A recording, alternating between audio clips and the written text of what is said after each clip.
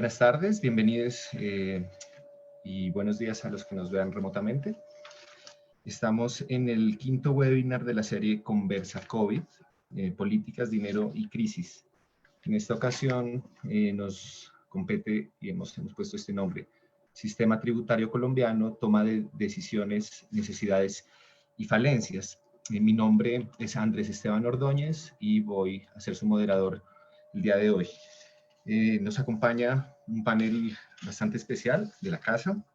Este evento no olviden que se organiza por la Red de Justicia, la Red de Trabajo Fiscal, de la cual hacen parte varias universidades y centros de pensamiento de la sociedad civil, el Observatorio Fiscal de la Universidad Javeriana, CEDETRABAJO, de Justicia, FESCOL, la Universidad de los Andes, el Centro de Pensamiento de Política Fiscal de la Universidad Nacional, el Centro de Estudios Fiscales de la Universidad de Externado, asimismo el Observatorio de la Universidad del Rosario, y pues lo que hemos desarrollado son una serie de webinars, como conocen, dentro de la campaña Quiero Saber. En este episodio del webinar quinto, como les comento, nos centraremos en una temática muy particular, muy, digamos, en conocimiento de la sociedad en general por el Día Sin IVA, y planteamos la siguiente pregunta base, que es: ¿son justas y son pertinentes las medidas tributarias adoptadas durante las emergencias derivadas del COVID-19? El día de hoy nos acompañan la doctora Olga Lucía González Parra. Muchas gracias, doctora. La doctora es abogada y directora del Departamento de Derecho Fiscal de la Universidad de Externado. Asimismo nos acompaña María Fernanda Valdés. María Fernanda es economista, coordinadora para temas fiscales de la FES en Colombia. Muchas gracias por estar acá, María Fernanda. Luis Carlos Reyes, de la Universidad Javeriana, director del Observatorio y fundador del Observatorio Fiscal de la Universidad Javeriana. Muchas gracias, Luis Carlos. Y por último, el doctor Javier Ávila, economista, docente, investigador, experto en temas tributarios. Muchas gracias, Javier, por estar acá. Bien, comenzando el seminario, el webinar del día de hoy, como moderador, insisto, y me presento, soy Andrés Esteban Ordóñez, profesor de la Universidad de Externado, y el tema que nos aborda hoy, para los que se están uniendo hasta el momento, es el tema tributario. Sistema tributario colombiano, toma de decisiones, de necesidades y falencias. La dinámica va a ser la siguiente y trataremos de hacerlo muy a forma de conversatorio, según hemos conversado con los panelistas. Haré un input pequeño sobre las medidas tributarias, con eso pasaremos a escuchar las posiciones de cada uno de los intervinientes. Comenzaré entonces diciendo que la Constitución Política de 1991 señala en sus artículos 95, en el artículo 338 y en el 363 principalmente, una serie de principios sustanciales que abogados nosotros, acá nos acompaña la doctora Olga, los entendemos como mandatos de optimización. Mandatos de optimización quiere decir en la mayor medida de lo posible. ¿Y qué dice la Constitución sobre en la mayor medida de lo posible? Justicia, eficiencia, equidad y progresividad. Estos mandatos de optimización, principios, deben inspirar la política tributaria del Estado y como tal son límites al legislador. Son límites al legislador ordinario o son límites al legislador extraordinario, como sucede ahora que el gobierno, mediante decretos legislativos, sin pasar por el Congreso, expide estas leyes que llamamos decretos legislativos. Ahora, durante los estados de emergencia, el artículo 215 de la Constitución establece la posibilidad de crear nuevos tributos mediante estos decretos legislativos. Aún así, el ejercicio del poder tributario en estados de emergencia está sometido a estos límites que, como ya mencioné, son progresividad, justicia, eficiencia y equidad. Asimismo, las medidas que tome el gobierno en estados de emergencia, pues además de que deben someterse a ese control de límites que lo realiza la Corte Constitucional, pues toca y se relaciona mucho con la gestión de las rentas de las entidades territoriales, distritos, municipios y departamentos, donde se presenta una tensión con la autonomía de las entidades territoriales, que es un principio fundante y rector del Estado colombiano. Siendo ese el contexto, durante las dos últimas emergencias económicas, sociales y ecológicas decretadas mediante los decretos 417 y 637 del 2020, el Gobierno Nacional ha expedido varios decretos legislativos que ejercen el poder tributario, lo cual incluye modificaciones sustanciales al IVA, la creación de un nuevo tributo, el conocido impuesto solidario, que es para funcionarios públicos y contratistas del Estado, cambios en competencias tributarias, destinación de rentas de las entidades territoriales, ampliación de plazos de conciliaciones, determinaciones por mutuo acuerdo, unas especies de amnistías, creación de beneficios tributarios para el sector salud, medidas sustanciales y procedimentales y sancionatorias, además, tendientes a disminuir o a rebajar los efectos económicos de la pandemia principalmente. Adicionalmente, la DIAN ha tomado como administración tributaria y las alcaldías y gobernaciones varias medidas que principalmente se dirigen a plazos y a minorar un poco la carga en el cumplimiento de estas obligaciones. Finalmente tenemos el día sin IVA, última de las medidas conocidas por la sociedad. Dentro de ese contexto y en vista de la dificultad digamos, que nos convoca como sociedad de afrontar este reto económico y de salud, quisiera comenzar con la doctora Olga preguntándole si, bajo su juicio y desde su conocimiento como experta, son pertinentes las medidas tributarias adoptadas durante las emergencias sociales ecológica y social del COVID, y si a su juicio son justas esas medidas.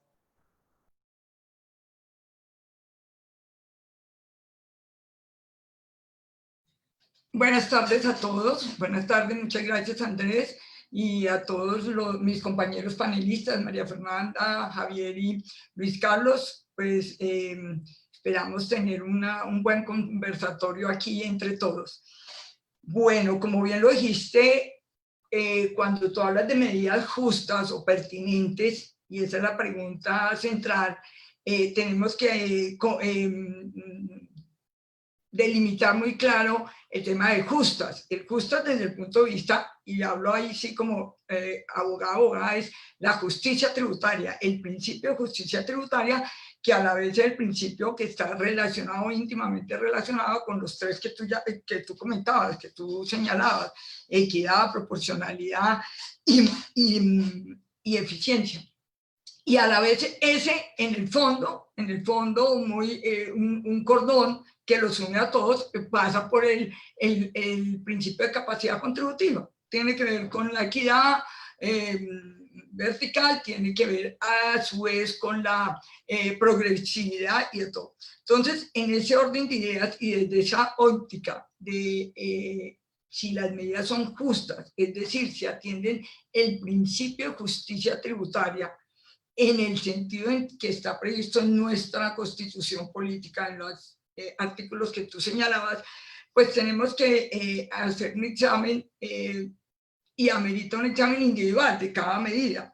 Pero pues no es ni el espacio ni nada, ni los competentes para hacer un examen de cada una de las medidas aquí. Pero digamos, agrupándola entre las principales, pongamos IVA. Concentrémonos en principio en el IVA. Varios de los decretos legislativos incluyen unas exenciones, la consagración de exenciones y exclusiones de este impuesto. Y traigo a colación la exclusión en las donaciones del IVA. Esto para los no tributaristas, como nos pueden acompañar personas no tributaristas, pues la donación, el donante está obligado a pagar el IVA. Si el decreto lo que previó es una exclusión de ese IVA a las donaciones para incentivar un mecanismo de la solidaridad social, y al inicio de la pandemia pues se volcó la sociedad y la comunidad a dar donaciones, tanto empresas como personas naturales, y este decreto, pongamos, de exclusión en IVA me parece justo, era necesario, y de todo porque era necesaria la donación. Otro que parece totalmente viable y que ya la Corte se pronunció y declaró en las sentencias reciente, no ha salido el texto, pero ya está el comunicado de prensa, es el IVA, la devolución del IVA a la población vulnerable. eso también es una forma de gasto público a través de la devolución del IVA y indudablemente, pues en términos generales, cumple esos parámetros de justicia de la medida del decreto legislativo correspondiente. Otro decreto legislativo, el 551, si no recuerdo más, es la exención del IVA para la importación y venta de varios bienes necesarios para el sector salud. Era necesario al tomar esta medida de beneficio de exención para abaratar y poder tener acceso a todo estos material del sector salud. Y la exención, y otra exención del IVA fue al servicio de telefónico, móvil y al internet de datos móviles para hasta 2 VTs, como planes de 70.000 pesos, más o menos 2 VTs, 75.000 pesos. Entonces, ese tipo de medidas del IVA uno podría decir que sí son necesarias, que fueron justas, indudablemente implica un sacrificio en el recaudo, una reducción, pero en mi criterio eran justas y obedecen a la necesidad de incentivar ese tipo de actividades o de facilitar y abaratar ese tipo de actividades. Ahora bien, ya la minucia, pongamos, si en el ejemplo, en la lista del decreto traía 211 categorías de bienes, si quedaron todas las que eran necesarias, si se incluyeron otras que no eran necesarias, que las mascarillas, que los kits de intubación, que no, eso es otro tema de técnica legislativa, que puede haber unas injusticias parciales, pero no como medida, no es del fondo de la medida. Eso en cuanto pongamos el IVA. Otra medida que tú comentabas rápidamente fue la del impuesto solidario, que creo que es el tema que más lugar ha dado a debate. Las intervenciones en la Corte superaron las 200 de todo tipo de centros de pensamientos y de todo. El impuesto solidario, en el cual se establecieron un impuesto directo con unas tarifas que van del 15 al 20% para aquellos empleados o quienes reciben salarios, honorarios o en megapensiones superiores a 10 millones de pesos. Si cumple con los parámetros de justicia o no. Sí, sí, doc. Y en cuanto a eso, María Fernanda, digamos, y para ver un poco más el panorama, doctora Olga, usted nos dice IVA, perfecto. IVA me parece que es justo, que es pertinente, hay varias medidas en IVA. Pero en cuanto al impuesto solidario, que usted toca un punto importante, yo quisiera escuchar a María Fernanda qué nos opina sobre ello y después volver digamos, a la visión un poco jurídica. No sé, María Fernanda, ¿qué nos puede opinar desde la visión económica? Estas medidas que muy bien lo dice la doctora Olga, en IVA resultan justas y resultan pertinentes. ¿Qué pasa con los demás tributos? Renta, ¿qué pasa con impuesto solidario?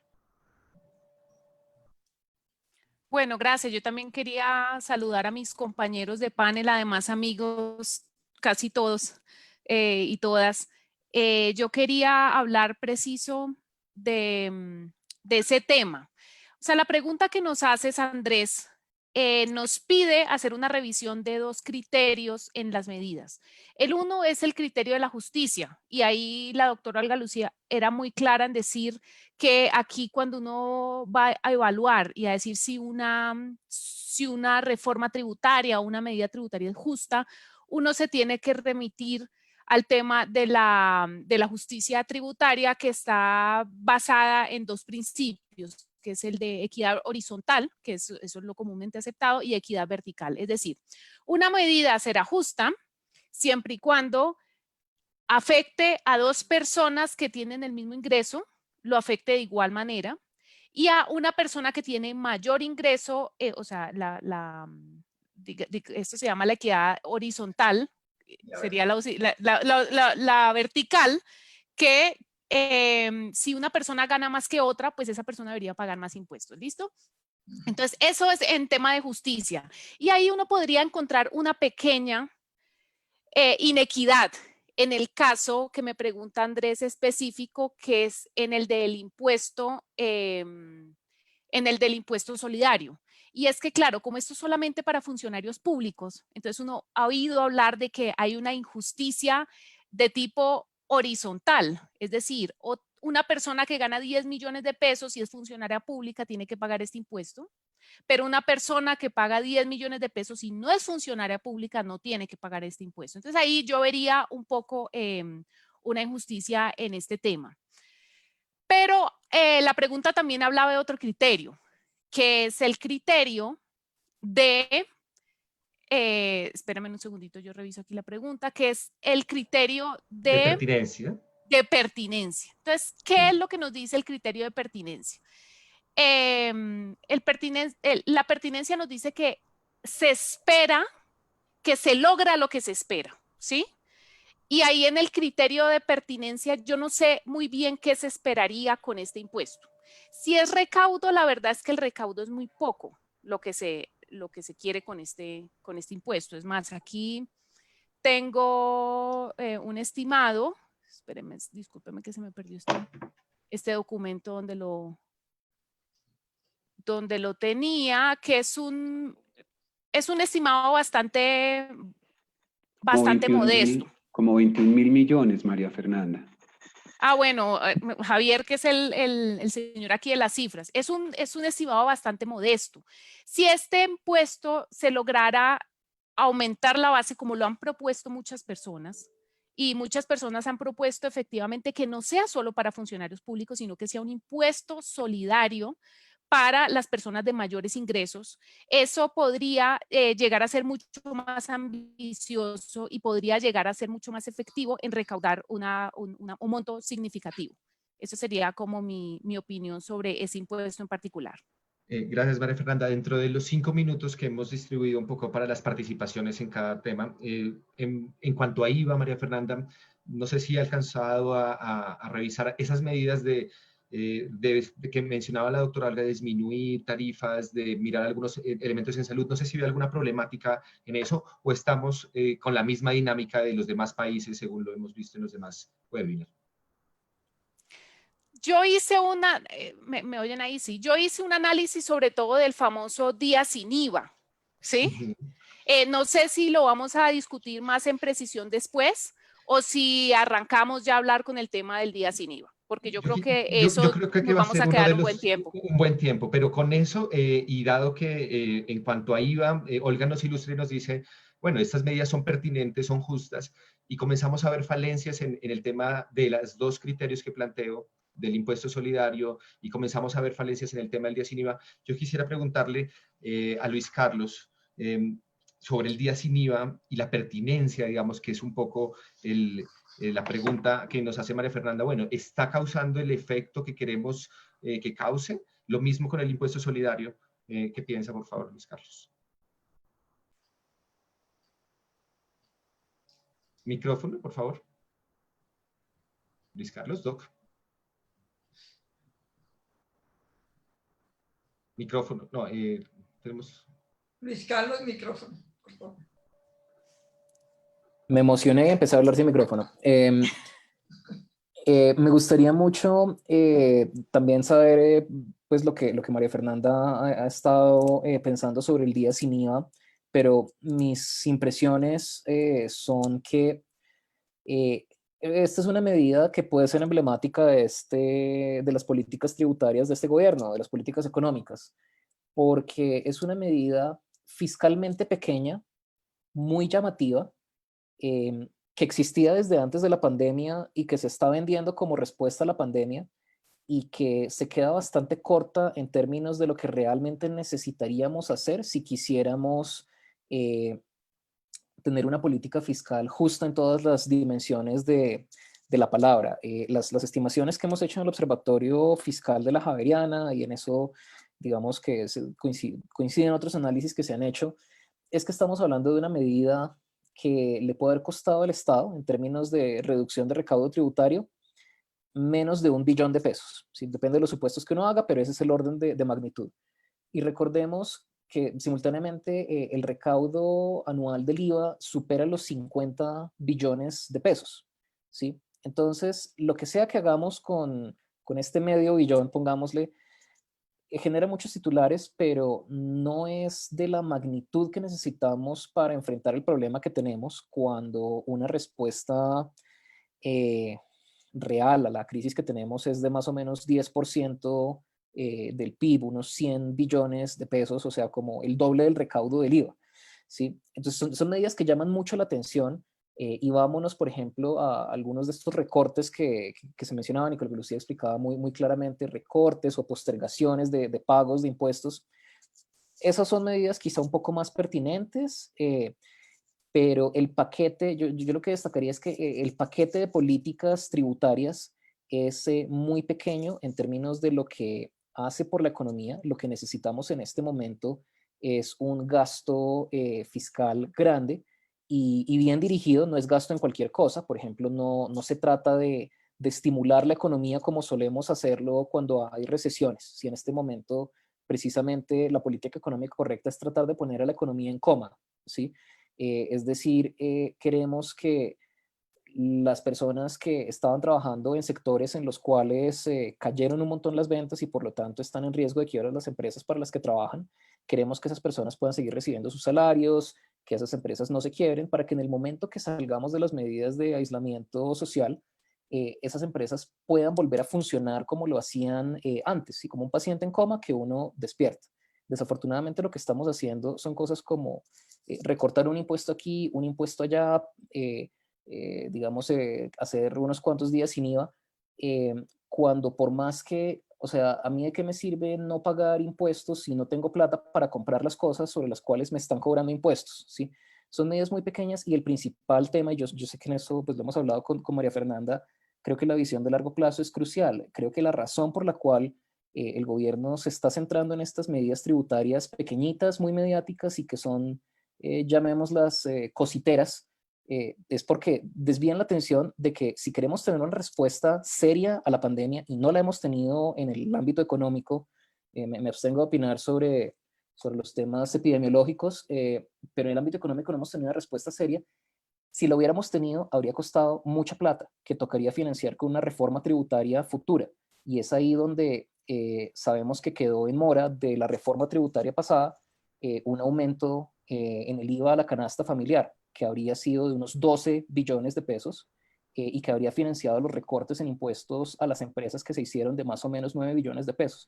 El gobierno creó un hueco fiscal desde antes de la pandemia y en este momento, además tenemos los gastos de la pandemia. Una buena pregunta es qué tanto van a resultar siendo, pero el tema central quizá de justicia tributaria o uno de los temas centrales es a largo plazo, ¿quién va a pagar la cuenta de cobro de esta respuesta? Sí, sí, efectivamente, Luis Carlos, y el gobierno, veamos, como legislador extraordinario, además, pues se creó el FOME, como bien sabemos, y lo hemos visto en los webinars, y ahí, digamos, el Observatorio de la Javeriana también hizo un análisis muy puntual de cuánto porcentaje del PIB, a qué se está destinando, digamos, se habla de un 11%, en realidad, cuánto se está destinando a financiar el gasto social que, digamos, la Constitución establece unos parámetros y volviendo un poco al tema de la justicia, para dar la palabra al doctor Javier Ávila, que digamos que Luis Carlos nos hace una introducción a esas cifras. Bueno, acá el problema es de recaudo. En realidad necesitamos aproximadamente unos 100 billones de pesos, 150 billones de pesos, no sabemos cuánto. Javier yo creo que tiene un poco más claras esas cifras y algo que me inquiete que yo quisiera como ir tratando, si puedo comenzar a plantearles cómo se va a impactar el recaudo en este año, ¿no? Doctor, usted que conoce desde su experticia las medidas tributarias, ¿a su juicio son pertinentes, son justas en el actual escenario?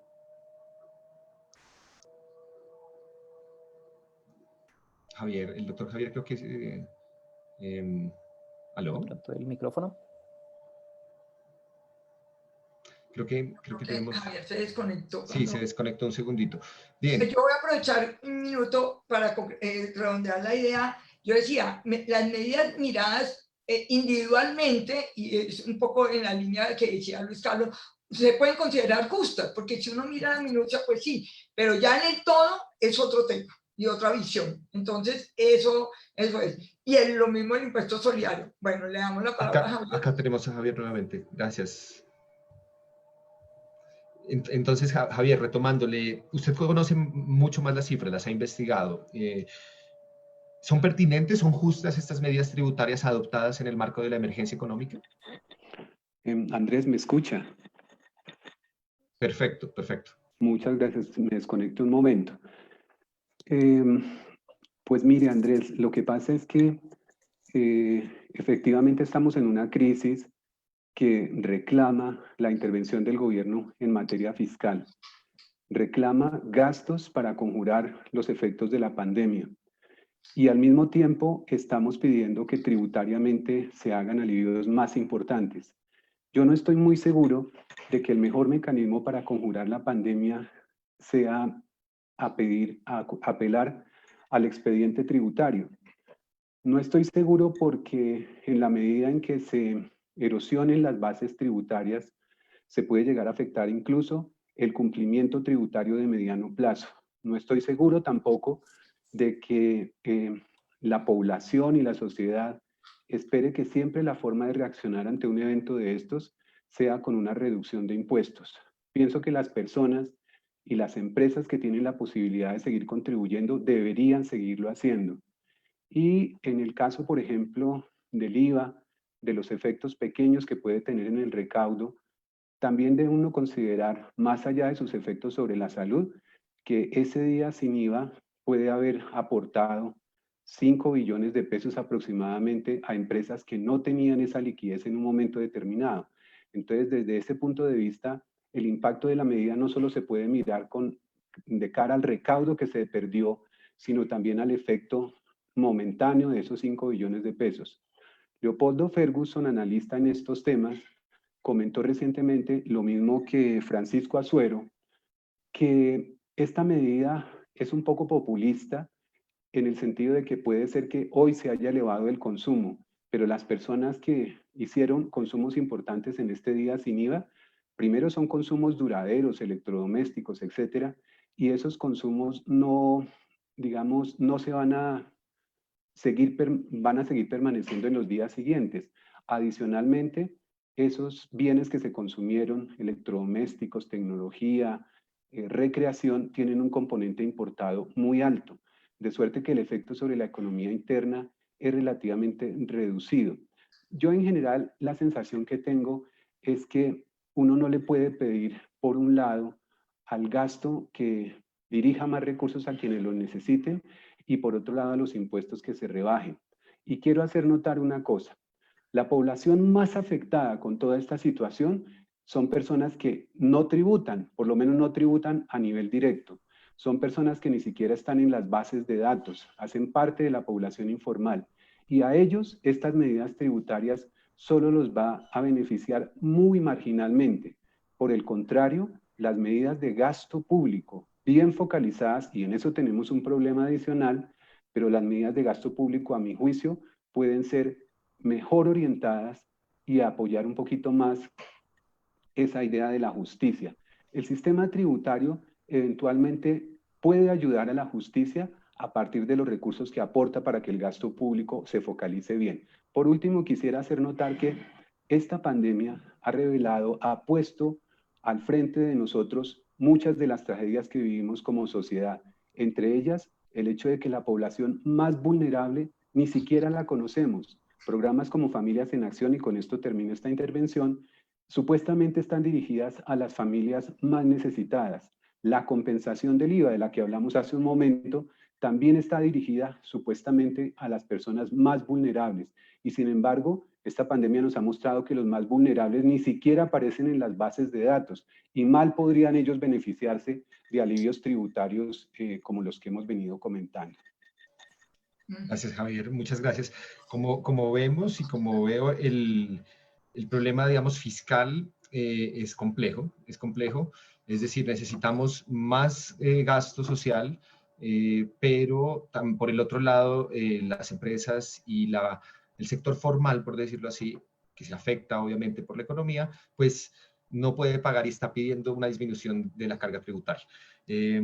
Y en ese sentido acudimos a la deuda. Javier, digamos, nos toca un punto que es importante y es las bases de datos, la información que tenemos de cada persona y, digamos, ese análisis que un poco se ha planteado desde algunos centros de pensamiento, también desde el externado, de pensar en la justicia fiscal, no como justicia tributaria, que es un punto que plantea María Fernanda, decir, bueno, acá nos hablamos de justicias y debemos referirnos a la justicia tributaria, y volviendo un poco a la clave de los abogados y de la constitucionalidad es, bueno, en la mayor medida de lo posible. Pero como vemos, las medidas tributarias no son suficientes y hace falta un concepto de justicia fiscal, que es lo que veo, donde se analice no solo el tema de ingresos, sino también el tema de gasto. Bien, pero digamos, ese es el escenario que es bastante complejo y el reto, evidentemente, del gobierno no es pequeño, ni como sociedad es pequeño. Pero ya centrándonos en el tema de ingresos, digamos que es un poco la temática que nos aborda hoy, en el tema de ingresos, el más importante entre los ingresos es el ingreso tributario. Y digamos, dentro de ese sistema tributario, la Constitución, como lo dije al principio, establece principios, y esos principios, el más importante de ellos, la justicia, la equidad, se han visto cuestionados últimamente. Vemos que las medidas que se toman en gran medida son justas, en resumen las del IVA, las del día sin IVA puede ser que tengan unas falencias económicas, pero en realidad son justas. Tenemos dos puntos donde no son o no encontramos justicia del todo y que quedaron por tratarse. Yo quisiera un poco como retomar esos dos para analizar el tema de principios, que es, digamos, un poco la segunda pregunta que se había planteado en el panel. Y es, teniendo en cuenta el impuesto solidario, teniendo en cuenta que no se han adoptado otras medidas como en renta, por ejemplo, que no se han tocado otros impuestos, y a partir de que el legislador debe respetar los principios tributarios, equidad horizontal, equidad vertical, digamos, ¿ustedes creen que estas medidas que se han tomado mejoran el cumplimiento de estos principios del sistema tributario o lo han empeorado? Y si no lo han mejorado, ¿cómo mejorar, digamos, esos principios que subyacen al sistema tributario, no tanto fiscal en general, que como vemos tiene falencias, sino tributario? Y en ese punto creo, me sugiero tratarlo impuesto por impuesto, es decir, y centrémonos en renta, centrémonos en impuesto solidario particularmente. Entonces, no sé si, doctora Olga, no sé, digamos, sobre los principios tributarios y estos dos impuestos, solidario y renta que nos ha tocado, ¿estas medidas adicionales mejoran, empeoran el cumplimiento de estos principios? Micro. Ay, sí.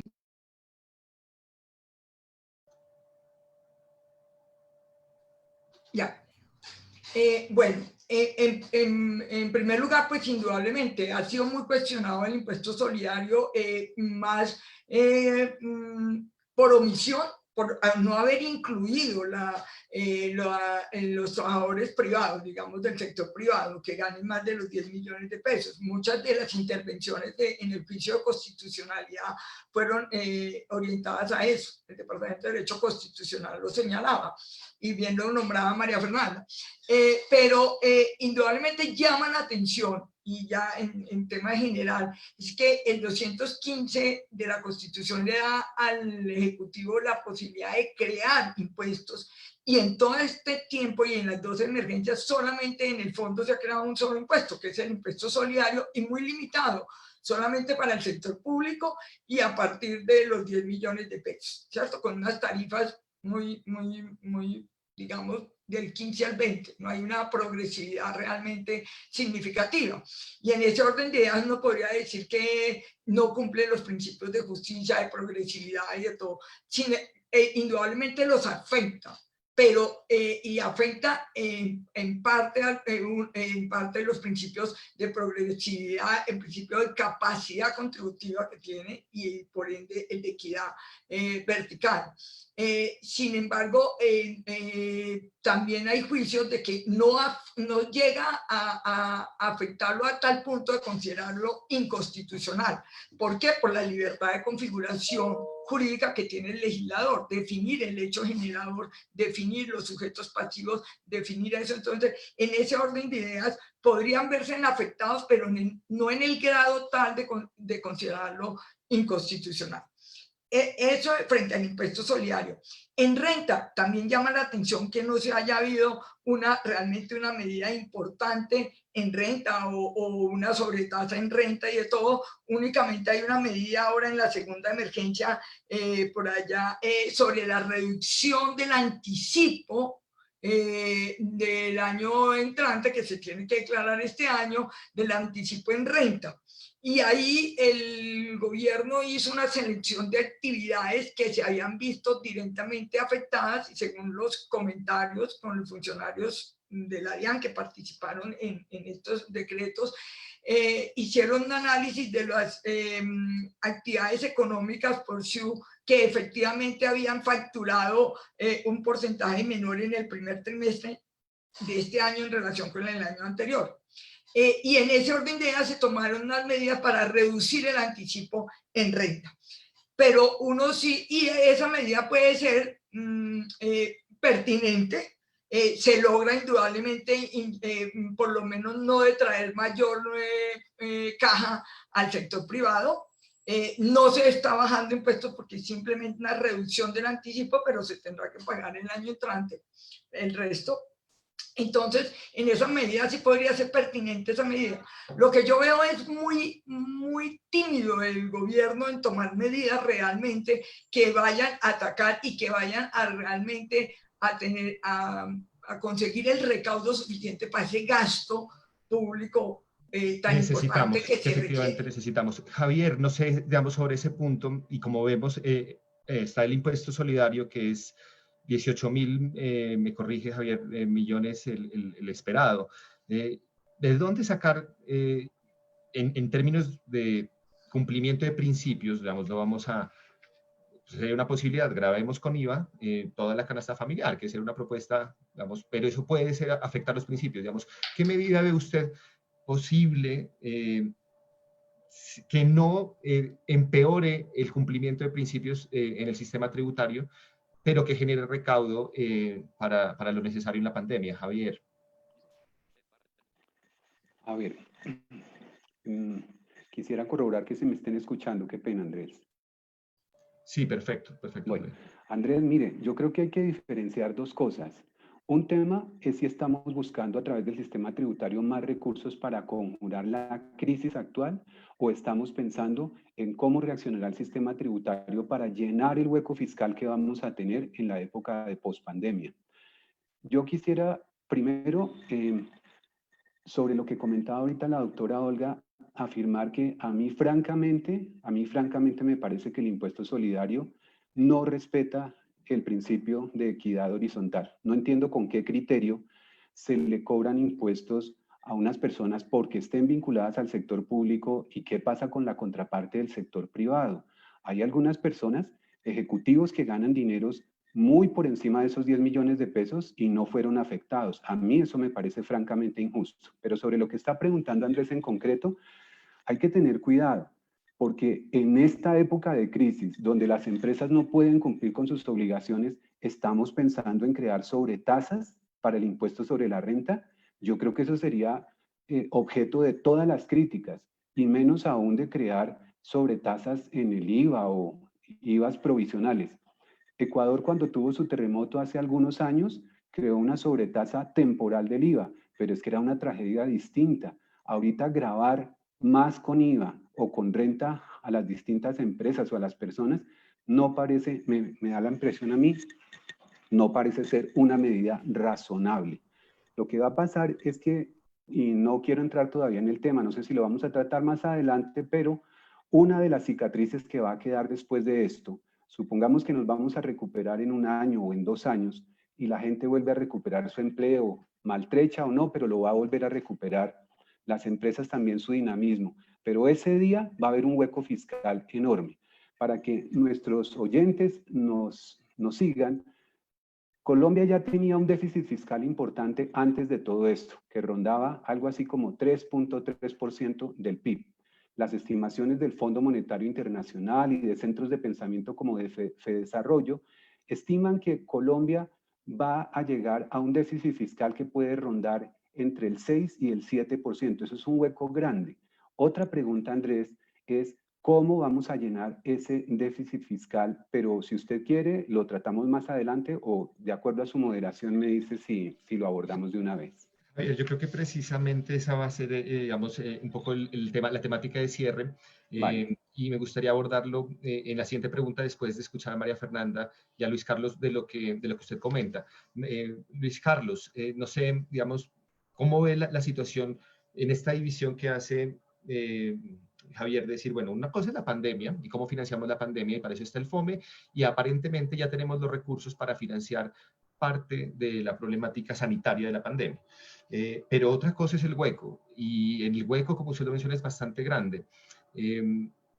Yo insisto en la pregunta, ¿cuánto va a ser al final del año el recaudo, ¿no? Para que lo vayamos pensando de este año, ¿no? Para ver el próximo, vamos, cuánto también necesitaremos cubrir y así sucesivamente.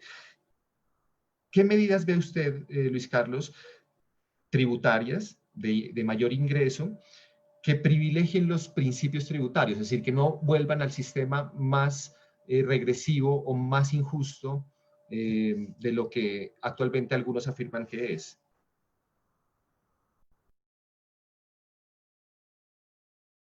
Bueno, entonces, a ver, ahí hay varias cosas. Quiero hacer una precisión porque, por ejemplo, el FOME, una de sus principales fuentes de financiación, son recursos que le ha prestado el FONPET, Fondo de Pensiones Territoriales.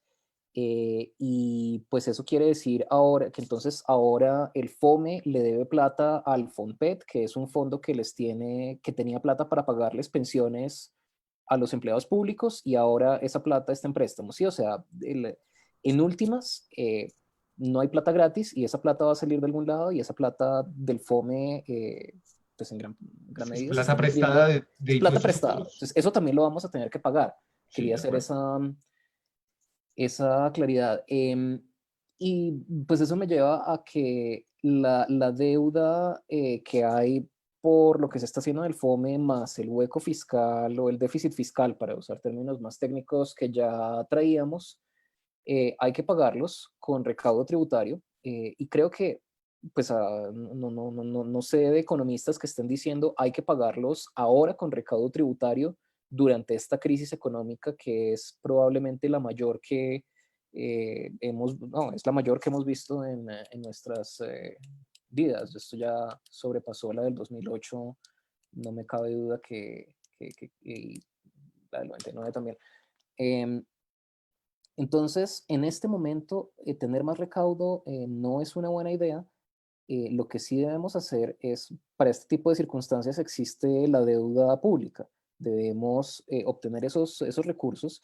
Afortunadamente Colombia tiene buen crédito. Afortunadamente Colombia ha estado pudiendo vender su deuda a tasas de interés históricamente bajas, incluso en medio de la pandemia. Podemos hacer uso de eso, pero sabiendo que no nos podemos endeudar perpetuamente para financiarnos, y que una vez que se recupere la economía, tenemos que pensar en una reforma tributaria. Ahí sí la pregunta sería, ¿cómo se ve una reforma tributaria justa? Y yo creo que lo podemos resumir en que va a haber dos o tres opciones o alguna combinación de ellas. Una va a ser subir el IVA. Eso nos daría pues subirlo como lo había planteado en la ley de financiamiento este Ministerio de Hacienda. El mismo ministerio proyectaba unos 12 billones adicionales de recaudo. Em, Eso es bastante plata. En este momento, si mi memoria no me engaña, las proyecciones que ha hecho el Ministerio de Hacienda, o sea, modificó el presupuesto general de la Nación, cambiando los ingresos de capital, quitando ingresos corrientes y reemplazando por ingresos de capital, que pues uno lo lee como nos vamos a endeudar en esto por 23 billones de pesos para este año, ¿sí? Entonces, si estamos hablando de que ponerle IVA a la canasta familiar recauda 12 billones más al año, pues en un par de años se paga lo que el ministerio proyecta que va a dejar, parece proyectar que va a dejar de recaudarse. Pero tenemos que tener en cuenta o sea, tenemos que tener en cuenta que esta es la política que pues este ministro de Hacienda quería, digamos, quería que se tomara, no la logró. Yo creo que mientras él o sus aliados políticos estén en el Ministerio de Hacienda, van a insistir en esto. Creo que lo importante es recordar que no es la única medida posible. Hay otras que nos pueden dar un nivel de recaudo similar o incluso superior.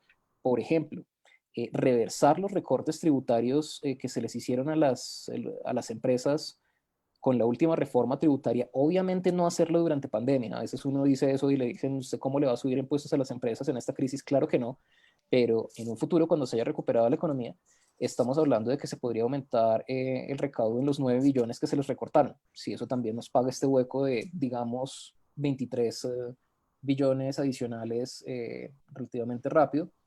Otra cosa que no se ha explorado es lo poco que pagan en impuestos las personas naturales en Colombia que pertenecen al 1% de más altos ingresos del país. Si, según pues, los cálculos que hemos hecho nosotros, si tan solo ese 1% de más altos ingresos de la población tributara a la misma tasa efectiva que tributa el top 1% en Estados Unidos, que es un país de impuestos bajos comparado con otros países desarrollados, podríamos aumentar el recaudo tributario en alrededor de 12 billones de pesos. De nuevo, es una medida progresiva que podría perfectamente tapar ese hueco adicional que se está creando este año con cierta facilidad, y además dejarlo permanentemente, pues permitiría terminar de cerrar el déficit y cumplir con esas metas de la regla fiscal que en este momento está suspendida. Bien, Luis Carlos, si no entiendo mal, estamos de acuerdo en que es imposible hacer una reforma tributaria ahora. Digamos, no vamos a... Hay muchas visiones en la sociedad que dicen, bueno, ¿y por qué no graban a los más ricos y tal cosa?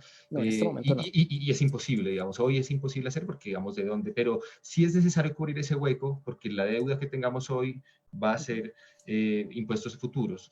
Y Luis Carlos menciona 3, María Fernanda, que es IVA canasta familiar, beneficios tributarios, personas naturales. Vamos, esas 3 medidas, y para, digamos, darle un tiempo de 10 minutos, María Fernanda, que se extiende un poquito, y seguir adelante con la siguiente pregunta o el siguiente tema del panel, que es, bueno, no tenemos reforma hoy, hace falta una reforma estructural. ¿Qué incluiría esta reforma? Pero no olvidemos la clave, que esta reforma que tanto se ha buscado y que, como vemos, es necesaria no ahora, sino a futuro, necesita que sea justa, progresiva, equitativa según la Constitución. ¿Qué ve dentro del panorama? No sé si comparte lo de Luis Carlos o encuentra otras soluciones posibles. Sí, Andrés, bueno, así como para recapitular un poquito y muy en la línea de lo que estaba hablando Luis Carlos, el gobierno en este momento y los gobiernos en el mundo en este momento pueden hacer 2 tipos de cosas, 2 tipos, digamos, de medidas tributarias. Hay un tipo de medidas tributarias que son de alivio, que son medidas tributarias de ayuda a las empresas y a las personas en un momento de calamidad, ¿ya? Y esas son las medidas tributarias que están haciendo todos los países en este momento. ¿En qué consiste? En, por ejemplo, aplazamiento de pagos de los impuestos. Y yo me puse a revisar qué ha hecho los otros países. Por ahí encontré una base de datos de 60, 70 países de la Tax Foundation, y ellos muestran que absolutamente todos los países están haciendo eso. Muy poquitos países, como dice la doctora Olga Lucía, que Colombia está siendo muy tímido, y muy poquitos países en verdad están reformando otro tipo de impuestos, ¿ya? ¿Por qué? Porque en este momento estamos en el paso que Luis Carlos hablaba del coma inducido. Entonces, lo que está haciendo los países en el tema tributario es simplemente unas pequeñas ayudas y unos pequeños alivios para que las empresas, digamos, puedan pasar este momento, y sobre todo problemas de flujo de caja que tienen las empresas y que no van a poder pagar impuestos por ahora. Entonces, ese es un primer tipo de medidas, y como les decía, si uno ve una comparación internacional, estamos haciendo lo mismo que están haciendo todos, ¿ya? Pero pronto, muy pronto, van a llegar un nuevo grupo de medidas, que serían las medidas de tipo keynesiano, que mucha gente está empezando a hablar, de estimular la economía. ¿Qué país ya empezó con eso? Muy pocos, ¿ya? De estimulo de la economía, muy pocos. Hace poco, hace por ahí unas 2 semanas, Alemania es el primero, yo creo que el pionero, al menos de lo que yo he leído, que ha sido el pionero en empezar con medidas keynesianas de tipo tributario. ¿Qué ha hecho Alemania? ha hecho un poco lo contrario a lo que propone Luis Carlos. Bajó la tarifa del IVA del 19% general al 16%, ¿sí? O sea, ellos ya arrancaron en la segunda fase, que es la segunda fase es de tratar de estimular la economía. Que si yo pienso que la economía se debe estimular por el lado tributario, no estoy tan segura. Que si yo pienso que se debe hacer más por el lado del gasto, pues al menos los estudios de elasticidad y todo eso que Javier y Luis Carlos, que son economistas y que les ha tocado trabajar con esos temas, nos dicen que uno puede estimular más la economía por el lado del gasto que por el lado de los impuestos, ¿ya? ¿Qué se puede hacer por el lado de los impuestos? Se puede hablar de una reforma que sea mucho más progresiva, que para mí lo ideal sería que al menos cumpla con la Constitución, ¿sí? Que yo creo que no es mucho pedir. Entonces, que sea una reforma que sea progresiva, que sea equitativa, que sea eficiente. ¿Y eso qué implica? Eso implica al menos dos cosas que nosotros los que trabajamos en esto y este grupo de amigos que se ha formado en torno a estos temas fiscales hemos revisado con mucha preocupación. El primero es el tema de los beneficios tributarios, que también lo comentó Luis Carlos. O sea, una reforma para el futuro y que cumpla con la Constitución implica una revisión exhaustiva de los beneficios tributarios y muy posiblemente no solamente una revisión, sino una eliminación, ¿no? Porque como lo hemos hablado también en muchísimos foros, en muchísimos lugares, nos hemos dado cuenta que los beneficios tributarios, sobre todo, esos que le dicen los incentivos tributarios, pues no incentivan nada, ¿no? Y que son muy poco eficientes, muy poco efectivos para este tipo de ayuda que quisiéramos para el post-COVID. Entonces, eso por un lado. Y por otro lado, yo también estoy de acuerdo con Luis Carlos, que para una reforma tributaria que cumpla con la Constitución tiene que enfocarse en que las personas paguen más impuestos y que no solamente se recaude más de las personas, sino que sea más progresivo. Sí, porque a mí a veces me da miedo decir como, ay, no, hay que recaudar más de las personas. Entonces dicen así, entonces bajemos y que, mejor dicho, todo el mundo, hasta el más pobre, pague impuesto de renta. Entonces yo digo, no, que sea que se recaude más, pero que sea más progresivo, ¿ya? En la misma lado en donde va Luis Carlos en Colombia, para los que aquí nos están oyendo, el 10% más rico en Colombia no llega a pagar el 5% de sus ingresos en impuestos. El 10% en Estados Unidos, que no estamos hablando de un país socialista ni en un país con un estado de bienestar grande tampoco, puede llegar a pagar un 15% de sus ingresos, ese decil más alto. Entonces, esos dos puntos, para cumplir con la Constitución, pero si queremos soñar más, pensemos que la Constitución y sus principios son de 1990, ¿sí? Por favor, Pero sí. si nosotros quisiéramos soñar un poco más y pensar en de lo que se está hablando, estar, digamos, una reforma tributaria de la vanguardia, ¿no? Del futuro, de lo que se está hablando en el mundo, de lo que debería ser una reforma tributaria, yo le pondría al menos dos componentes más. Un componente de que tenga una mirada de género, que sea una reforma tributaria que no solamente no ayude a perpetuar las desigualdades de género, sino que incluso las reduzca, ¿sí? Y con eso, bueno, Javier ha hecho bastantes documentos sobre eso y hemos tenido muchas reflexiones de cómo podría ser una reforma tributaria con perspectiva de género. Ese es el otro componente que yo le agregaría para seguir soñando. Y el segundo componente sería un componente, serían tres componentes, me acabo de acordar de otro. El segundo sería también un componente ambiental, ¿sí? Una reforma tributaria pensada en el futuro tiene que ayudarnos a hacer una transición de una economía de alto carbono a una economía de bajo carbono, definitivamente. Y el tercero sería que tuviera un enfoque de economía internacional. Es decir, nosotros podemos aquí sacarnos las greñas, pelear por qué puede ser un sistema tributario más justo, menos justo, pero al final lo que está pasando en el mundo internacional, de la tributación internacional, es lo que va a hacer si esas empresas que nosotros queremos que paguen una tasa más alta o más baja aquí, la vayan a pagar en verdad o se vayan a ir para un paraíso fiscal. Sí, entonces sería como esos tres componentes. Andrés, no sé si me pasé Gracias, mucho el sí, María tiempo, pero Fernanda. sería No, como para perfecto. soñar. Me Sería encanta, para soñar. me encanta porque creo que personalmente como ciudadano colombiano, lo digo, debemos permitirnos eso, por lo menos, soñar. Tres puntos que toca María Fernanda importantes, el tema de género, el tema ambiental y el tema internacional.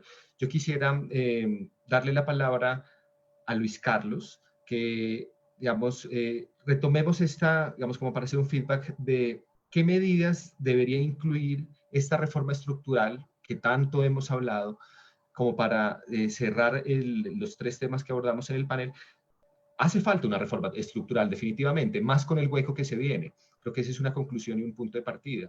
¿Qué debería incluir en clave de constitucionalidad? Es decir, que no, o que privilegie esos principios y ojalá con este, digamos, ensoñación o con esta ilusión que plantea María Fernanda de una reforma progresista. Y en ese punto, Luis Carlos, si me permite, tomando un poco el webinar que usted moderó excelentemente, digamos, el tema de género es fundamental. Yo creo que es fundamental y se relaciona mucho con renta.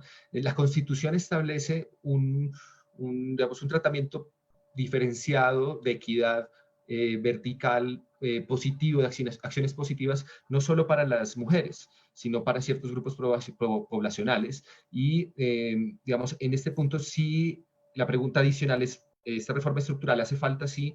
¿Qué incluiría usted en términos de constitución y de sueño y de ilusión? Pero en este punto de género me gustaría que amplíe un minutico, si además ampliarlo, usted considera a otros grupos poblacionales que tienen un tratamiento diferenciado en la Constitución, o a nivel tributario eso no debería influenciar ese punto. Bueno, creo que si bien los distintos grupos que se ven, o sea, que históricamente no han sido privilegiados, tienen sus particularidades, también tienen muchas cosas en común en cuanto a cómo se les, digamos, cómo se les margina de una participación plena en la sociedad, ¿no?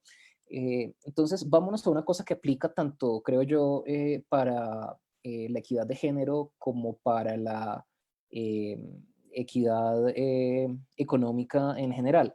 Y tiene que ver con la tributación del capital versus la tributación de las personas, ¿sí? Em, entonces, tributación del capital, metamos en ese concepto que económicamente es casi que un solo concepto, puede haber matices, pero muchas veces separamos, sobre todo cuando estamos haciendo la discusión tributaria en términos jurídicos, la tributación de las empresas por un lado y por otro lado la tributación de los dividendos que esas empresas les pagan a las personas naturales que tienen una participación en esas empresas.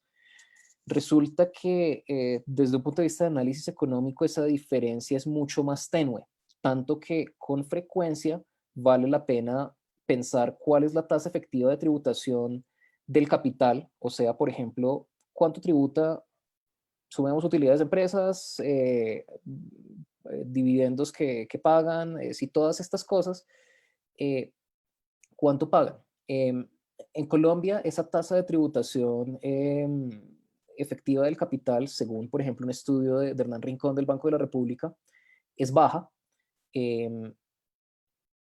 Y valdría la pena tener en cuenta esto que implica la manera en que está distribuido el capital y por lo tanto los ingresos de capital en Colombia es que los dueños de la mayor parte del capital son las personas de más altos ingresos y además las personas de más altos ingresos son hombres, ¿sí? Entonces, una reforma tributaria que pusiera énfasis en llevar, por ejemplo, esta tasa efectiva de tributación del capital, no nos vamos a niveles extremos porque claro que hay razones para pues, no ponerlo en tasa excesiva al capital, que en últimas es lo que utilizamos para la producción, pero digamos llevarlo a niveles de la OCDE aumentaría la progresividad del sistema y además teniendo en cuenta que el capital está centrado, o sea, los dueños del capital tienden a ser más hombres que mujeres, le añadiría un poco ese componente de equidad de género. Eso en términos de equidad, en términos, bueno, en términos de progresividad realmente, en términos de equidad horizontal esto también aplica porque muchas veces si comparamos a personas de un mismo nivel de ingresos, la composición de esos ingresos varía por género, ¿sí? Por ejemplo, digamos, y tiende a ser así, que las mujeres van a tener más ingresos laborales que ingresos de capital, incluso si se les compara con un hombre del mismo nivel de ingresos. En la medida que tengamos tasas de tributación, digamos, de los dividendos más bajas que del trabajo vamos a estar yendo en contra de ese principio de equidad horizontal, específicamente en temas de género. Y en términos de eficiencia, muchas de las reformas al sistema que vale la pena pensar es que incluso si miramos entre firmas, hay tratamiento diferenciado, y ese tratamiento diferenciado, pese a que desafortunadamente desde la DIAN a la sociedad civil no hay mucha colaboración, contadas y muy honrosas excepciones, pero de compartir datos y de analizar esos datos conjuntamente, lo que alcanzamos a ver es que las empresas más pequeñas son las que terminan teniendo tasas de tributación efectiva a veces más altas que las empresas más grandes. Entonces, tratar de hacer iguales las condiciones entre todo tipo de empresas, simplificar el estatuto tributario para que no haya tantas excepciones, tantos beneficios por esto, por lo otro, cuya efectividad no se ha comprobado, sería un componente necesario de una reforma tributaria estructural. Y la otra que tendríamos que pensar sería qué hacemos con ya otros tipos de tributación que involucran principalmente a las personas, bien sea en su papel de trabajadores o de consumidores. Creo que algo absolutamente clave es, pues hay un tributo que es lo que se aporta a las cajas de compensación, que creo que vale la pena reexaminar. Está por un lado el papel de las cajas de compensación, podemos debatir qué tan útiles son, yo tengo varias inquietudes al respecto, pero digamos que son supremamente útiles. Incluso en ese caso valdría la pena quitar la obligación de que por cada trabajador hubiera que contribuir un 4% de su salario para cajas de compensación, y que eso se pagara con otro tipo de impuestos, como por ejemplo impuestos a las utilidades contables de las empresas, lo que hizo el CRE en su momento cuando se consolidaron otros parafiscales en ese impuesto. Esto promovería la creación de empleo formal, y una de las cosas que tenemos muy bien demostrada en estudios econométricos muy rigurosos en Colombia es que reducir estos tributos sobre la nómina aumenta el trabajo formal, aumenta los salarios de los trabajadores y aumenta el empleo en general. Sería un estímulo para la economía, que es lo que se busca un poco, de acuerdo a las medidas. Andrés, Olga Lucía, sí, por favor. Siempre todos los análisis, y muy bien por parte de los economistas, hacen análisis desde el punto de vista de la equidad y de la progresividad, pero nos olvidamos a veces de el tercer principio, que es la eficiencia, ya mirada desde el punto de vista del recaudar al menor costo posible. Y en ese orden de ideas, una reforma estructural no puede olvidar de darle herramientas o dientes, como se dice popularmente, a la autoridad tributaria. Y no se puede olvidar por toda la parte sustancial fundamental, pero sin una herramienta puede estar perfecto, muy progresivo, pero si no es eficiente la administración tributaria, pues no se hace nada. Y en ese orden de ideas, una reforma tributaria, desde mi visión, tiene que revisar claramente y fortalecer medidas como las cláusulas antiabuso, tanto la general como las especiales. Tiene que fortalecer igualmente el tema de figuras como la desestimación de la personalidad jurídica para encontrar los verdaderos elusores y responsabilizar a las personas naturales que están detrás de las personas jurídicas que se prestan a todos estos mecanismos o medidas de evasión y elusión fuerte. Habría que mirar todo el tema, pues en ese orden de sobre lo de correr el velo corporativo y modernizarnos mucho más ubicarnos. Obviamente, yo sé que eso está más o menos en la guía de las BED y de la economía y de la internacionalización que comentaba María Fernanda, de la economía internacional y todas las acciones BED y responden, y nosotros ya tenemos, pero creo que habría que fortalecer a tal punto de llegar a que realmente en la DIAN se haga una política y haya un verdadero sistema de gestión de riesgo, porque ahí es donde uno realmente pueda hacer aplicable una reforma que responda a los otros principios como las que ha planteado María Fernanda y las que ha planteado Luis Carlos y el mismo Javier. Y en ese orden de ideas, pues es bueno, en estos días pasados, hace un par de días, salió la noticia que el COMPES autorizó ya un crédito, una garantía, un crédito como de 250 millones de pesos para toda la modernización de la DIAN, que siempre en todas las reformas tributarias se habla y en los proyectos y exposición de motivos se habla. Pero ese es el otro principio que a veces se nos olvida, porque siempre nos concentramos en el de progresividad y en el de la equidad, pero no dejemos de lado la eficiencia, y la eficiencia del recaudo al menor gasto posible y el gasto la tributación eficiente a través de una autoridad. Olga Lucía, y en cuanto a esta reforma integral, estructural, como se ha llamado, ¿es necesario, digamos, reformar estructuralmente la parte procedimental de los tributos, ese, digamos, libro quinto del Estatuto Tributario, que es el que se aplica no solo a Nación, sino a las entidades territoriales y el cobro coactivo a todas las entidades del Estado, ¿no? Sí, es necesaria porque si se habla en la parte sustancial de verdaderas reformas retazos y de colchas de retazos y que cada 2 años estamos abocados a una reforma sustancial, el tema procedimental es el que menos se mira y el que menos interesa, y todos nos ponemos y nos debatimos que si subieron el IVA, que si no lo subieron, que si ampliaron la base, que si no la ampliaron, que los dividendos y todo. Pero nadie se discute, ni la academia, ni los gremios, ni nada sobre la reforma procedimental. El famoso libro quinto está totalmente desactualizado, viola muchos de los principios del debido proceso, de defensa, no se ha modernizado al mismo nivel que se ha venido modernizando el Código Contencioso Administrativo. Entonces, esa reforma estructural, y más, como bien lo dices tú, y sabiendo que el libro quinto se aplica a los impuestos territoriales, pues se debería revisar.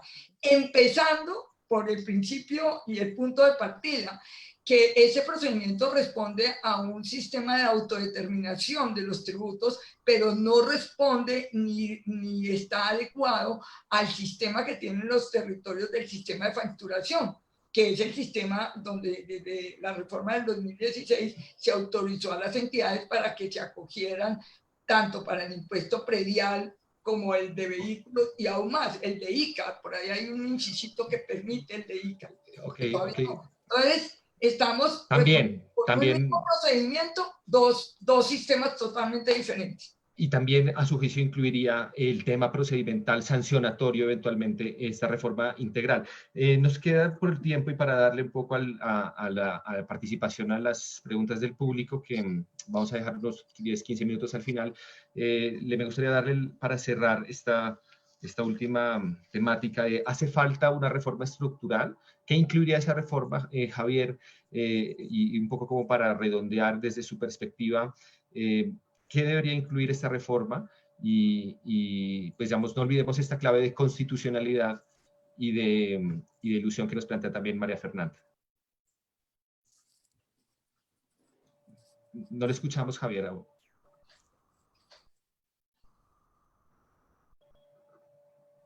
¿Aún no?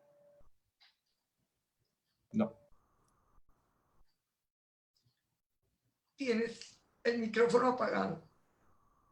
Sí, tal vez desde el anfitrión podemos activarlo a Javier. En realidad, el escenario de reforma estructural que incluso algunas se han denominado o se han querido denominar reforma estructural, pues es, digamos, una idea que política y socialmente nos han vendido desde la perspectiva de la justicia y de que va a mejorar estos principios. Y acá nos plantean, bueno, no es solo eso, es la eficiencia y la cómo gestiona esos tributos. Ahí vuelve Javier. Gracias, Javier. Andrés, muchas gracias. ¿Me escucha ahora sí? Perfecto, sí, señor. Bueno, Andrés, mire, pensando un poquito en las personas que nos están escuchando y sobre esa reforma que podría venir en el futuro, yo quisiera, digamos, concentrarme en 2 puntos. Uno sobre el que ya han hablado María Fernanda, Luis Carlos, la doctora Olga, y es un poco el tema de los beneficios tributarios. Quiero recordar que la reforma del año 2018 creó la necesidad, la obligación de constituir una comisión de expertos que estudie, que evalúe estos gastos tributarios y, como decía María Fernanda, que piense en eliminar aquellos que no sean conducentes, que no generen bienestar para la sociedad. Eliminar esos beneficios hace más eficiente la economía, recordando el llamado de la doctora Olga hace un momento. Eliminar esos beneficios hace que el sistema tributario sea más simple y por esa vía que hayan menores posibilidades para la evasión tributaria. La evasión que existe en Colombia es muy alta y eliminar o reducir un poco esa evasión nos va a dar fuentes, recursos para conjurar la crisis fiscal a la que estamos abocados. En ese punto también concilio con María Fernanda en que hay que mirar mucho el frente internacional. Para todos es clarísimo que las prácticas agresivas de las multinacionales y todo lo que ocurre en ese frente internacional erosionan las bases de países como los nuestros y esos son focos en los que el gobierno, la administración tributaria deberá concentrarse. Pero el otro punto con el que yo quiero cerrar es el siguiente. Es posible que, como dice Luis Carlos, en la próxima reforma tributaria se considere la ampliación del IVA. Y lo que yo quiero señalar al respecto es lo siguiente. Para todo mundo, generalmente el IVA se considera un impuesto regresivo, que grava más a los pobres, que grava más a las mujeres que tienen mayor participación en ese punto.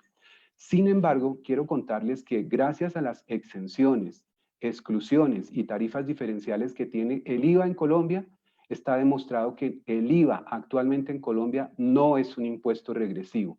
Y con la figura de la compensación que se ha creado para las familias más vulnerables, eso mejora un poquito.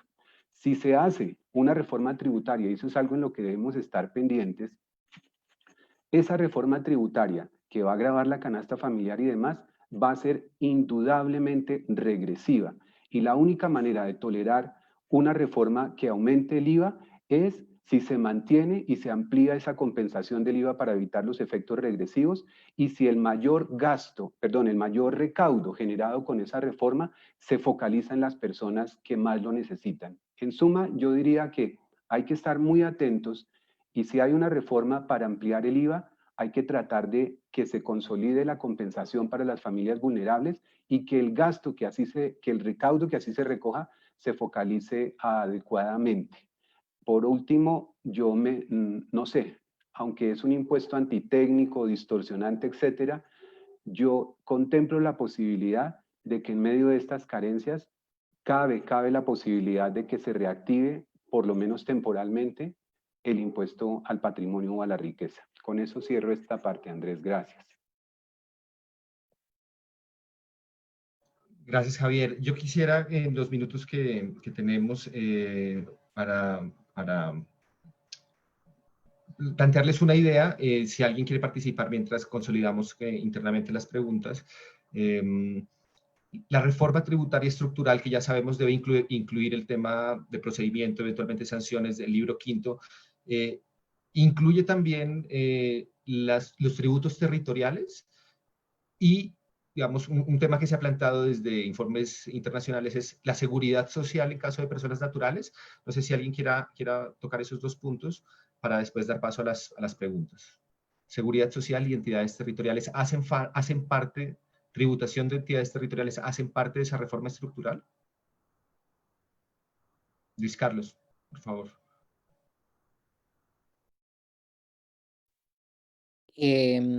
Pues a mí me gustaría conocer una opinión más jurídica al respecto, entonces creo que ahí paso a la pregunta, no sé si Olga Lucía nos pueda dar luces. Sí, desde un punto de vista muy optimista, si hablamos de un sistema, de una reforma al sistema tributario, uno tendría que pensarlo indudablemente en que cubra la tributación de los entes territoriales y la tributación de la seguridad social. Indudablemente, y aquí viene muy el tema de moda, que lo hemos comentado en otros de nuestros eventos, y es la demanda que se presentó frente a todo el estatuto cuando se habla de que se demandó el sistema tributario, pero mira que se demandó única y exclusivamente el estatuto tributario, no se demandó todas las normas de los aportes ni se demandaron todos los acuerdos u ordenanzas a nivel territorial. Y el libro quinto. Y el libro quinto, obviamente el libro de procedimiento. Entonces, en una reforma estructural, cuando se ha hablado, históricamente se ha hablado de una reforma estructural tributaria, se ha partido de una reforma por lo menos empezando por el estatuto tributario en su todo, que el libro quinto indudablemente afecta a las rentas territoriales, el procedimiento territorial, ¿cierto? Pero no las rentas como per se. Entonces, vuelvo y recapitulo. Si hablamos de una reforma del sistema tributario, desde una mirada estricta y todo, tendría que ser sobre todo lo que sean los tributos propiamente dichos. Y aquí no estaríamos hablando únicamente entonces de los impuestos, sino de las contribuciones a la seguridad social, etcétera, etcétera. Pero yo creo que si no nos hemos puesto de acuerdo como sociedad en una verdadera reforma al Estatuto Tributario Nacional, a la parte sustancial de la parte del Estatuto Tributario, pretender que haya una reforma al sistema tributario como tal, en su concepción más amplia, pues indudablemente llegaríamos a tocar hasta una reforma laboral, porque ¿cómo vamos a tocar una reforma de aporte a la seguridad social de las personas naturales si no se pasa por una reforma laboral? Y en ese orden de ideas nos vamos tomando todo, y de tal forma que llegaremos al punto de llegar a que se requiere una constituyente. Entonces yo soy un poquito más pragmática y más realista. Yo creo que el país lo que tiene que abocarse es realmente primero a una reforma del estatuto tributario, de los impuestos nacionales, que son los de mayor aporte a los ingresos nacionales, a los ingresos y a la parte procedimental, que afectaría y facilitaría la vida de las entes territoriales. Y luego, coherentemente con esos principios, respetando los principios constitucionales, se hace una reforma que para eso está la comisión en parte, que estaba en funciones, la comisión de los tributos territoriales, y luego o paralelamente el tema de una reforma a los aportes a la seguridad social. Gracias, Olga. Sí, no podemos. Ok, para dar paso y muchas gracias a las preguntas del público y algunos comentarios, nos pregunta Alejandro Rodríguez y libremente quien quiera participar, ¿cómo ven la posibilidad de grabar las economías digitales sin necesidad de que haya presencia física en Colombia de las empresas, como ya lo está pensando la Unión Europea? No sé si María Fernanda, Luis Carlos quieren o Javier comentar algo sobre ello. Sí, si quiere, Javier, Andrés, yo puedo comentar algo sobre el particular.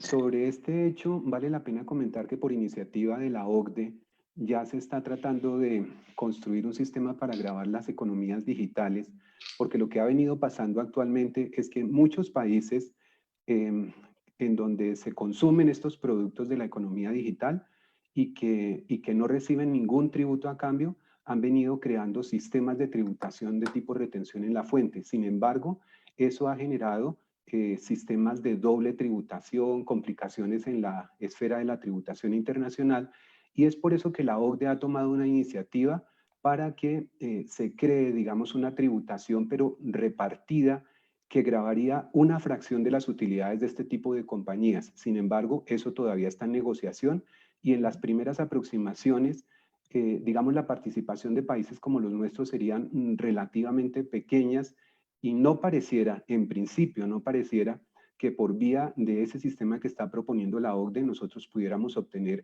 muchos ingresos. Sin embargo, si Colombia optara por establecer un impuesto sobre la economía digital, se enfrentaría al hecho de que estaría un poquito en contraposición de lo que se está haciendo, digamos, en el marco de la OCDE por un lado, y en el marco de todos los países que están suscritos a eso sin ser miembros de la OCDE. De suerte que el tema está en la palestra, pero tal como están las tendencias, pareciera que ahí no hay una fuente extraordinaria de recursos. Extraordinaria que nos pueda suplir ese hueco. Sí, señor. Y el tema digamos, de necesidades que ya venían desde antes. Luis Carlos o María Fernanda, sobre el tema de economía digital, ¿cómo lo ven?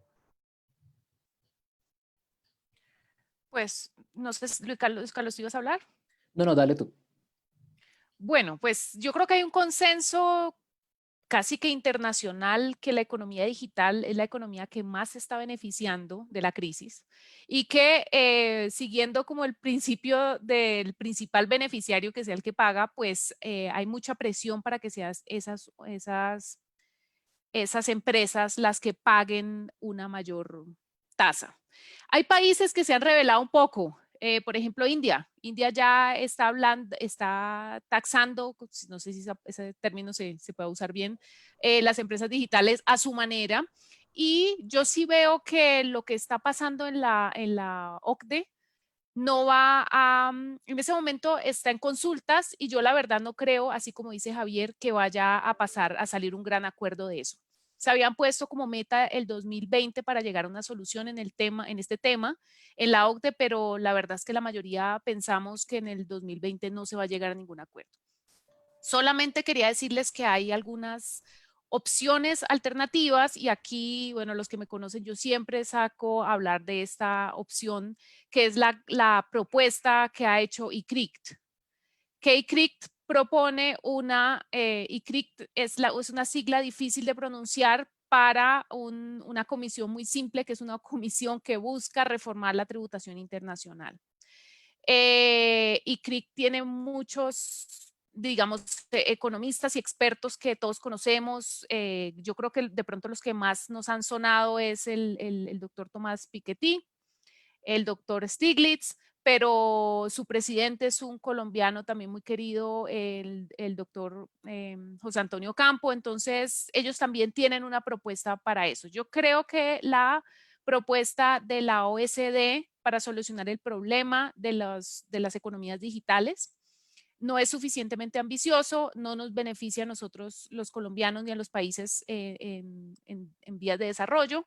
Y creo que una propuesta como la de ICRICT, que les puedo pasar el link para que ustedes lean. Hace una semana salió su último informe que está enfocado en la pandemia y ellos tienen unas propuestas que van mucho de la mano de ayudar a los países en desarrollo y es una propuesta mucho más ambiciosa y yo diría progresista, progresiva de la tributación internacional.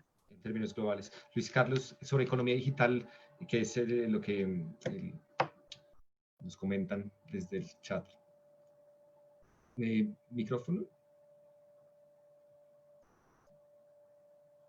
Yo creo que ya se han tocado los puntos principales, y no, o sea, pues resaltaría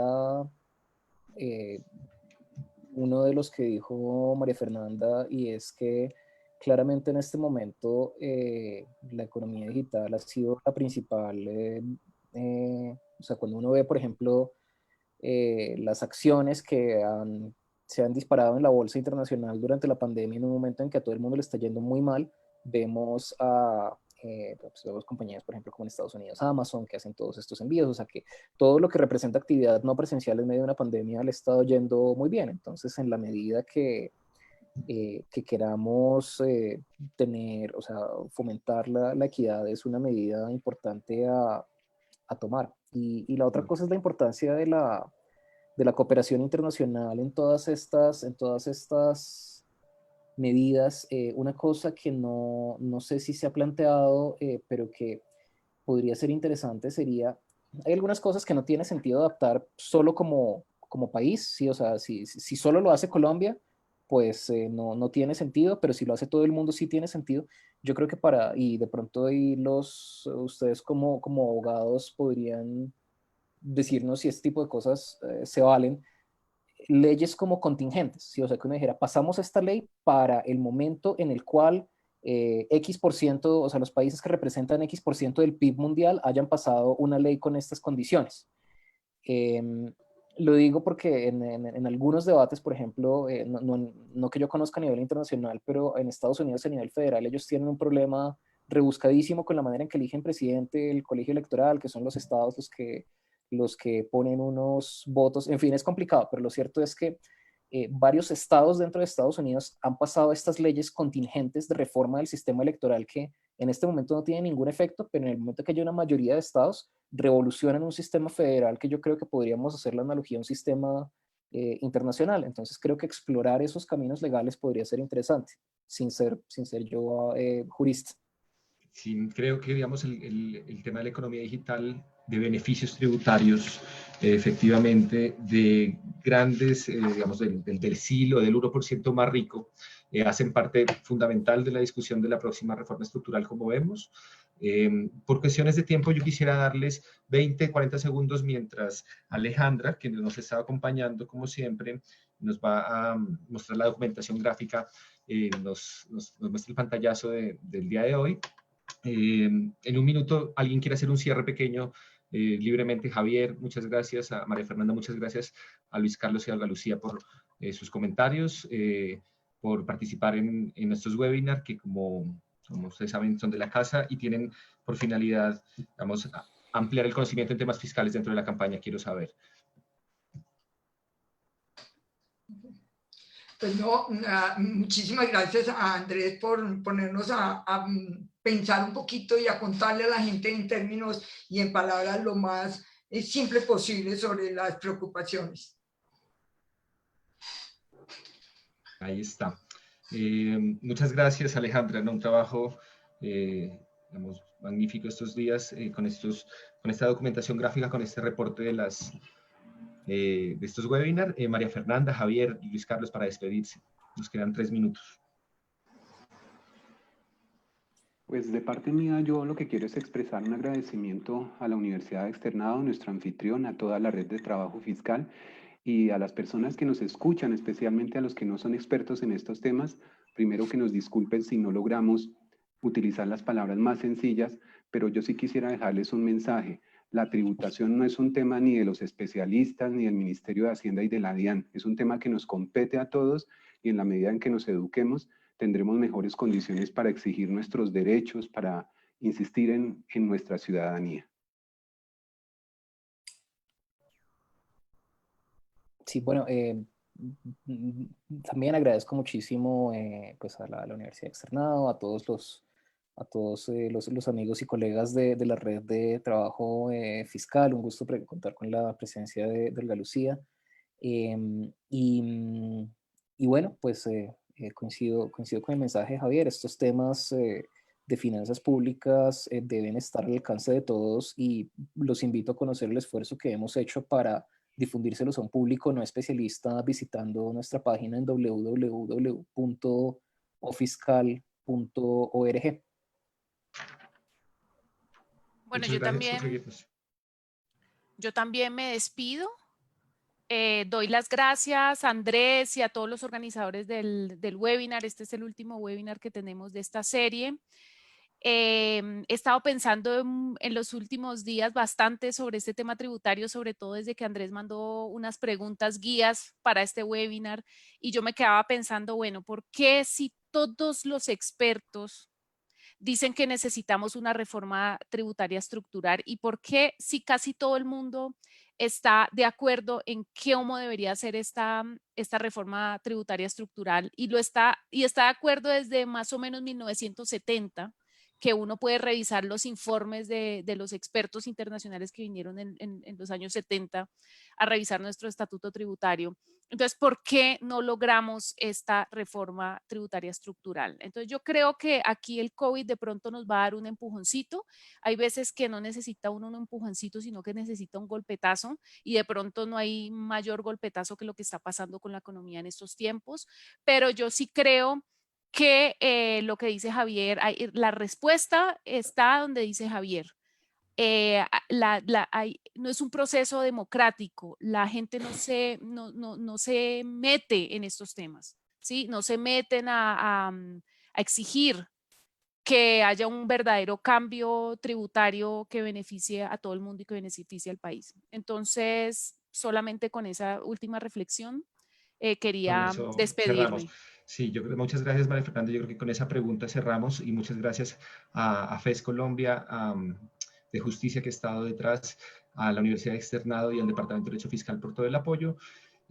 ¿Por qué no hemos sido capaces, y todos estamos de acuerdo, de hacer la reforma estructural progresiva y justa que Colombia necesita?